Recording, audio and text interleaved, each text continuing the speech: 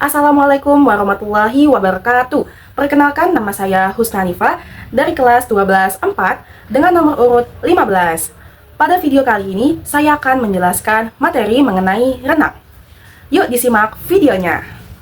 Yang pertama ada pengertian dari renang. Sebenarnya apa sih renang itu? Renang adalah gerakan berpindah tempat atau aktivitas bergerak di air dengan menggerakkan tubuh, tangan, dan kaki secara terkoordinasi untuk menghasilkan daya dorong tanpa atau dengan alat bantu yang dapat dilakukan untuk rekreasi, olahraga, kompetisi, latihan, atau bertahan hidup, serta bermanfaat untuk kesehatan, kebugaran, dan keselamatan.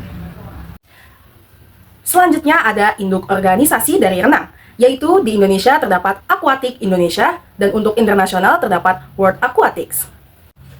Selanjutnya terdapat perlengkapan-perlengkapan yang bisa dipakai selama olahraga renang.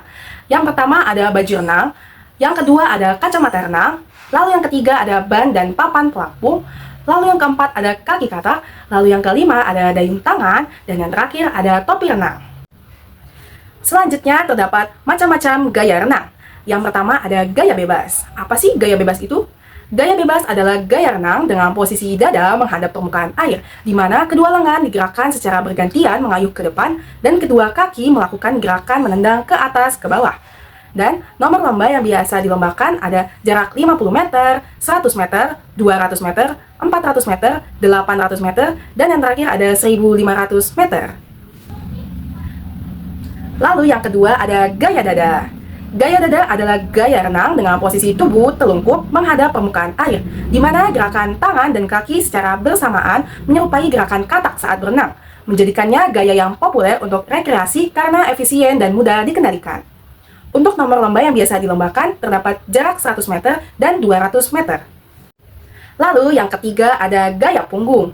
Gaya punggung pada renang adalah gaya di mana perenang berbaring terlentang atau punggung menghadap permukaan air dan menggerakkan tubuh dengan gerakan lengan dan kaki secara bergantian. Gerakan ini mirip dengan gaya bebas namun terbalik, memungkinkan pernapasan lebih mudah karena wajah selalu di atas air, dan ini juga dikenal sebagai backstroke. Untuk nomor lomba yang biasa dilombakan terdapat jarak 100 meter dan 200 meter. Lalu yang terakhir ada gaya kupu-kupu. Gaya kupu-kupu adalah gaya renang yang dilakukan dengan kedua lengan mengayuh bersamaan dan kaki bergerak naik turun serempak seperti ekor lumba-lumba sambil tubuh membentuk gerakan gelombang. Nomor lomba yang biasa dilombakan terdapat jarak 100 meter dan 200 meter. Setelah kita mengetahui macam-macam gaya, selanjutnya kita akan mempelajari mengenai teknik-teknik dasar pada renang. Yang pertama ada teknik pernapasan. Tujuan dari teknik ini adalah agar mampu mengatur napas saat berenang, termasuk belajar buang dan tarik napas di dalam air. Untuk cara dasarnya, yang pertama adalah berdiri di pinggir kolam dengan dada di atas permukaan air. Yang kedua, tarik napas lewat mulut dan tahan sebentar. Lalu selanjutnya, masukkan kepala ke dalam air lalu hembuskan lewat hidung. Dan yang terakhir, latihan ini dilakukan berulang kali, contohnya 10-15 kali. Selain teknik pernapasan, ada juga teknik mengapung. Tujuan dari teknik ini adalah membantu keseimbangan tubuh di permukaan air dan mengurangi kelelahan. Dan untuk teknik ini terbagi menjadi dua. Yang pertama adalah mengapung terlentang. Untuk cara mengapung terlentang ini, yang pertama adalah masuk ke air sambil berpegangan dulu. Yang kedua, rileks dan dorong tubuh sedikit menjauh dari tepi. Yang ketiga, gerakan kaki dan tangan kecil seperti mengepakkan sayap agar tetap di permukaan air. Lalu yang terakhir, jika lelah, kembalilah ke tepi kolam.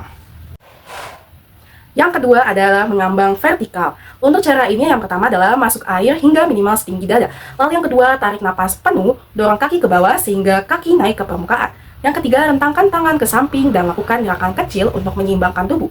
Lalu yang terakhir adalah tubuh harus tetap rileks. Selanjutnya ada teknik meluncur. Teknik ini dilakukan dengan posisi tubuh horizontal di dalam air setelah dorongan dari dinding kolam. Untuk cara melakukannya, yang pertama, berdiri membelakangi dinding kolam di bagian dangkal. Lalu yang kedua, tempelkan salah satu kaki ke dinding kolam. Lalu yang ketiga, dorong tubuh dengan kuat ke depan. Lalu yang keempat, tangan lurus ke depan, kepala di dalam air sejajar dengan lengan.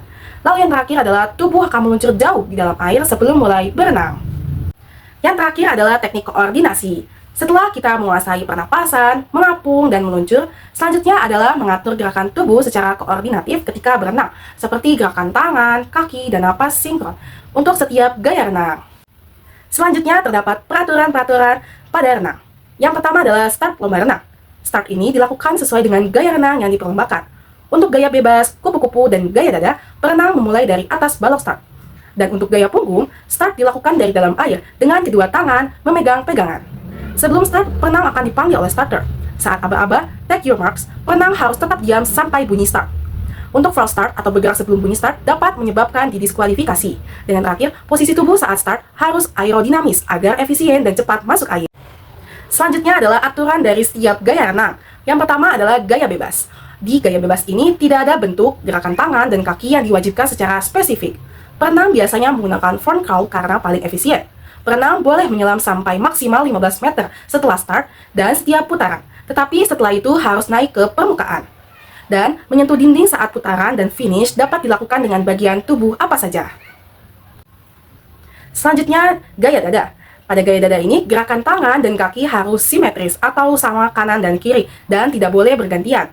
Kaki melakukan gerakan seperti gerakan katak, kepala harus muncul ke permukaan air setiap siklus gerakan tangan kaki.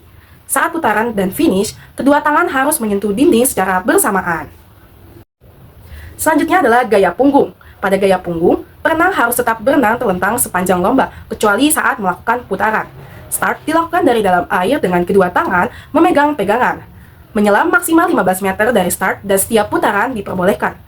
Saat menyentuh dinding, perenang harus tetap dalam posisi punggung.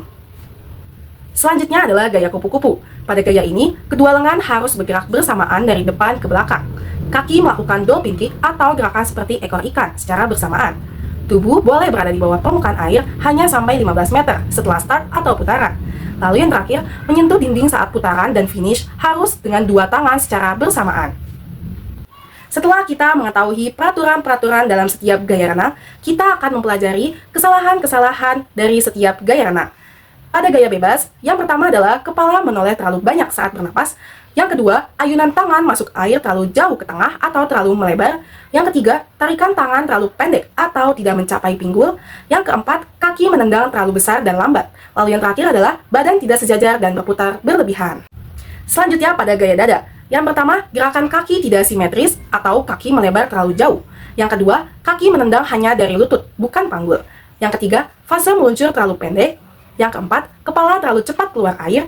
Dan yang terakhir, membuka tangan terlalu lebar sehingga tenaga menjadi hilang. Lalu kesalahan pada gaya punggung. Yang pertama adalah pinggul tenggelam karena kepala terlalu mendongak. Lalu yang kedua, tangan masuk air dengan telapak tangan datar. Lalu yang ketiga, tarikan tangan tidak lurus ke arah kaki.